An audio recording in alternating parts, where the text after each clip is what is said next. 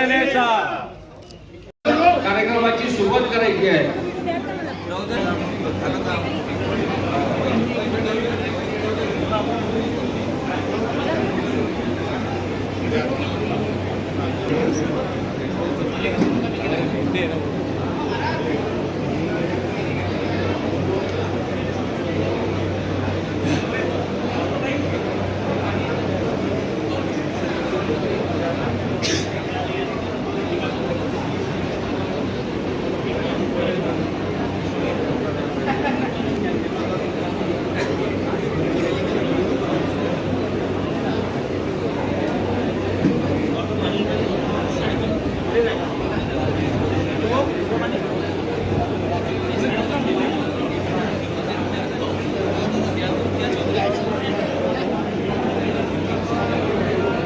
असे म्हणाले की भाजीत मीठ असलं पाहिजे म्हणून मिठाचीच भाजी होऊ नये प्रवेशांवर बोललेले।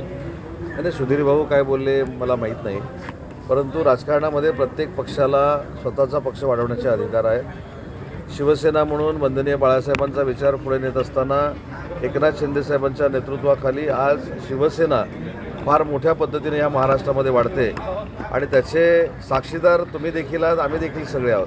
त्याच्यामुळं पक्ष वाढवल्यामुळं महायुतीमध्ये कुठेही मिठाचा खडा होणार नाही याची दक्षता घेणारे आम्ही सगळे आहोत। परंतु आज देखील नागपूरला संध्याकाळी फार मोठा पक्षप्रवेश आहे। काँग्रेसचे अनेक माजी नगरसेवक, अनेक काँग्रेसचे पदाधिकारी आज शिवसेनेमध्ये प्रवेश करत आहेत। त्याच्यामुळे दर दिवशी प्रवेशाचा ओघ हा माननीय एकनाथ शिंदेसाहेबांच्या नेतृत्वाखाली वाढत जातो। तर आता असे म्हणाले की भाजीत मीठ असलं पाहिजे म्हणून मिठाचीच भाजी होऊ नये प्रवेशांवर बोललेले।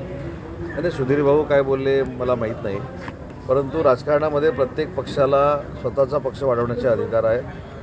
शिवसेना म्हणून वंदनीय बाळासाहेबांचा विचार पुढे नेत असताना एकनाथ शिंदेसाहेबांच्या नेतृत्वाखाली आज शिवसेना फार मोठ्या पद्धतीने या महाराष्ट्रामध्ये वाढते आणि त्याचे साक्षीदार तुम्ही देखील आहात, आम्ही देखील सगळे आहोत।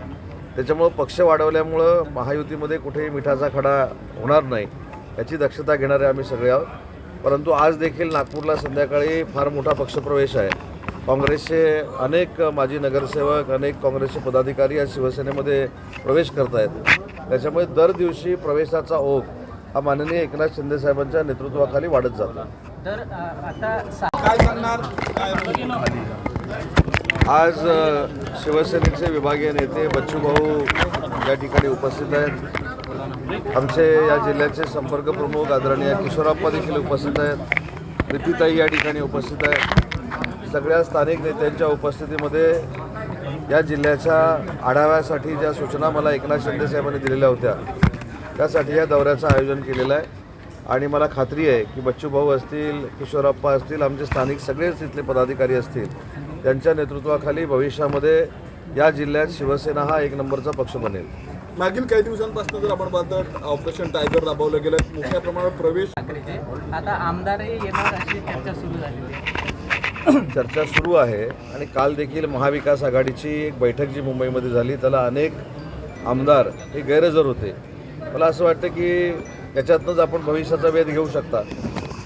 उद्धव ठाकरे आजपासून विदर्भाच्या दौऱ्यात आहेत। जे खासदार सोडून गेले त्यांच्याच मतदारसंघात उद्धव ठाकरे आजपासून दौरा करतात। मी माननीय एकनाथ शिंदे साहेबांचं पहिलं विधानसभेतलं भाषण मी तुम्हाला आठवण करून देतो की साहेबांनी असं सांगितलं होतं की उठावामध्ये जे आमदार 40 आमदार आणि 10 अपक्ष आमदार जे आहेत याच्यामध्ये वाढ होईल आणि 200पेक्षा जास्त आमदार महायुतीचे हे महाराष्ट्रामध्ये निवडून येतील। आमचे 60 आमदार निवडून आले।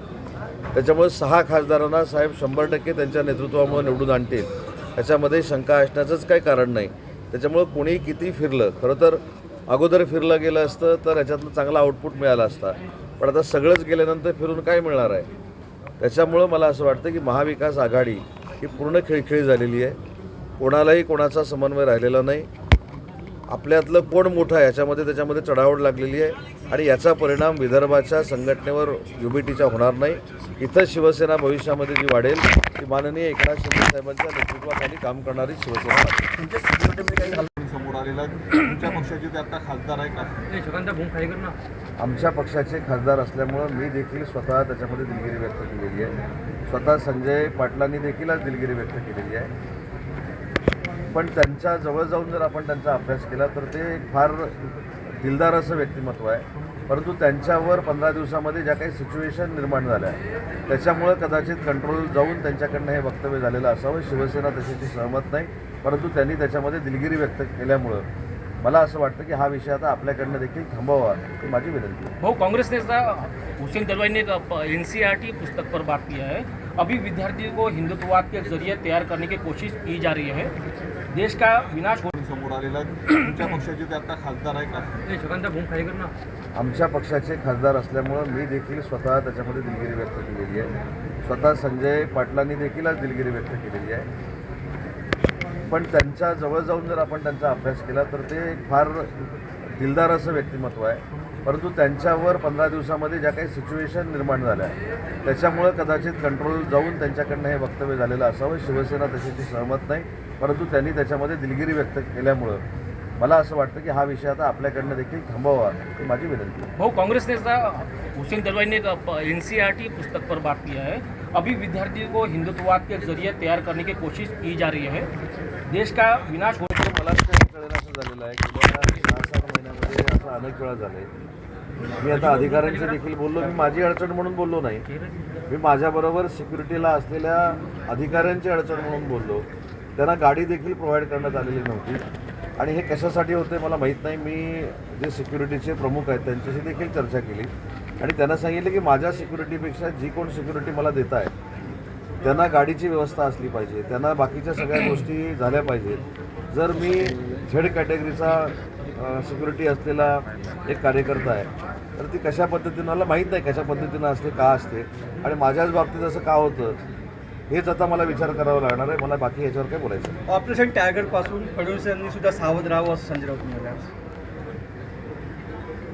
गेले 4-4.5 वर्ष तुम्ही आणि आम्ही हेच सकाळचं ऐकतो. त्याच्यामुळं कुठेतरी वाद लावण्याचा प्रयत्न करायचा. पण एवढे आमचे नेते अनमॅच्युअर्ड आहेत का की त्यांनी सांगावं आणि ह्यांनी ऐकावं? त्याच्यामुळे शिंदेसाहेब असतील आणि देवेंद्रजी फडणवीस साहेब असतील हे मॅच्युअर्ड पॉलिटिशियन्स आहेत. त्याच्यामुळं कोणतरी खरं तर हा शाळेतला खेळ चालू झालेला आहे. तू मला काय म्हणालास म्हणून समोरच्यामध्ये वाद लावायचा आहे. हे काही शालेय शिक्षणाचं राजकारण सुरू नाही. हे जे राजकारण आहे हे परिपक्व राजकारण्यांचं राजकारण आहे आणि या राजकारणामध्ये काही लोकांनी परिपक्व व्हावं ही माझी त्यांना सूचनावजा विनंती आहे. एक शेवटला वाटणं संजय दिना पाटला